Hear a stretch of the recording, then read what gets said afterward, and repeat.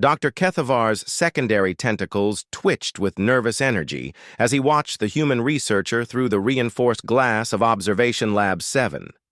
The creature, specimen, he corrected himself, sat cross-legged on the floor, completely ignoring the array of scanning equipment that had cost the Galactic Scientific Consortium 3 million credits. Subject exhibits unusual behavioral patterns, Kethavar dictated to his neural recorder.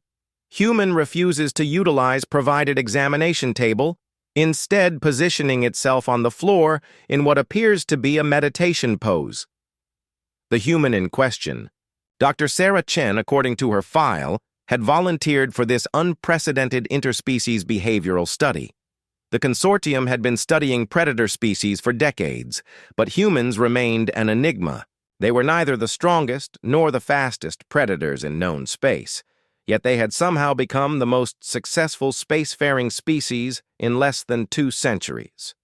A soft chime indicated the arrival of today's test subject. 2 Vorthok, guards, their chitinous forms bristling with weapons, wheeled in a containment unit. Inside, something small and dark moved restlessly. Specimen designation, Thrakari juvenile, approximately 6 standard months old, announced the lead guard through his translator. Extreme caution advised. Adult Thrakari are Class A apex predators on 17 worlds. Dr. Chen looked up from her meditative position, her brown eyes focusing on the containment unit, with what Kethavar recognized as genuine curiosity rather than fear. This alone was remarkable. Most species exhibited immediate flight responses when confronted with Thrakari, even juveniles. The cub was orphaned when our survey team had to eliminate the parent, the guard continued, his translated voice carrying notes of regret. Standard protocol requires scientific study before disposal. Something shifted in the human's expression. Her jaw tightened almost imperceptibly, and Kethavar noted the micro-expression in his files.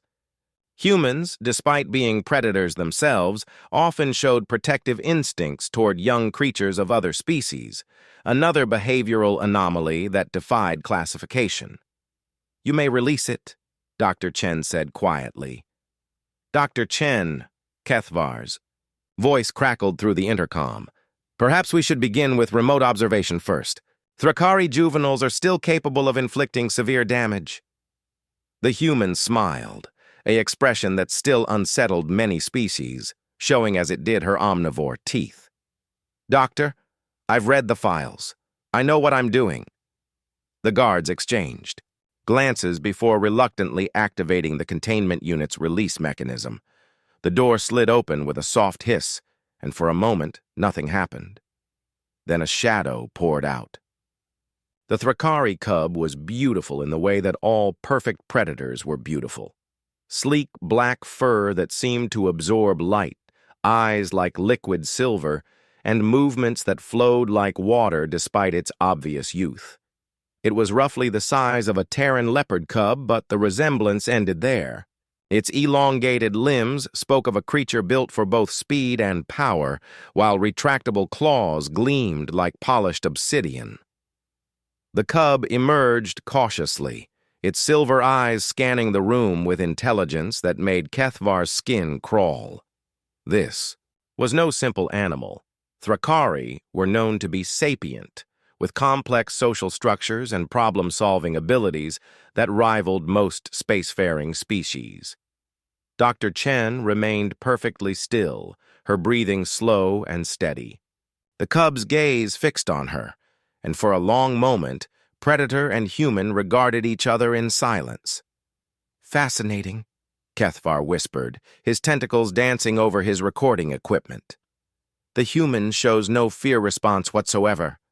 Cortisol levels remain baseline.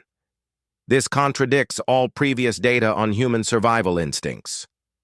The cub took a tentative step forward, then another. Its movements were eerily silent, despite the hard flooring. Dr. Chen shifted slightly, turning her body, to present a less threatening profile while keeping her hands visible and relaxed. "That's right," she murmured, her voice barely audible through the intercom. I'm not going to hurt you." The cub tilted its head, silver eyes reflecting an almost painful intelligence. It approached with the careful deliberation of a creature that had learned caution far too young. When it reached the edge of Dr. Chen's personal space, it stopped and sat back on its haunches. For nearly 10 minutes, neither moved.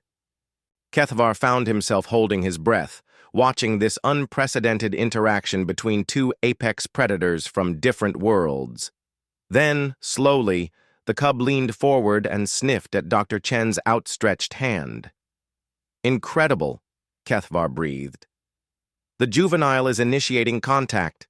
This behavior has never been documented in captive Thrakari." Dr. Chen remained motionless as the cub investigated her scent. After what felt like an eternity, the small predator seemed to reach some internal decision, with movements too quick to follow. It suddenly leapt forward. The guards reached for their weapons, but Dr. Chen's calm voice stopped them. "Stand down. It's all right."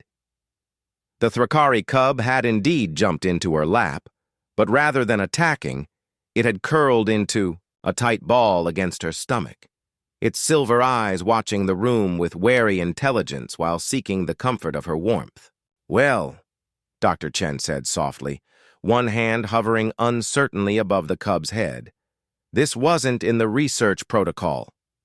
Kethvar's recordings would later become the foundation for new interspecies contact protocols, but in that moment, he could only watch in amazement as the human slowly, carefully began to stroke the deadly predator's fur.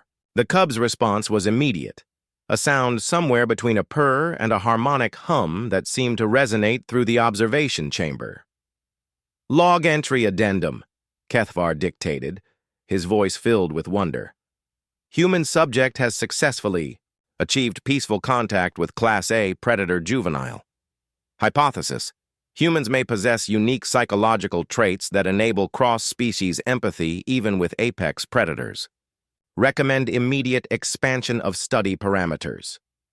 In her lap, the Thrakari cub, no longer a mere specimen, but a being seeking comfort, settled deeper into sleep, finally safe in the arms of the galaxy's most paradoxical predator, one that chose protection over domination, compassion over conquest.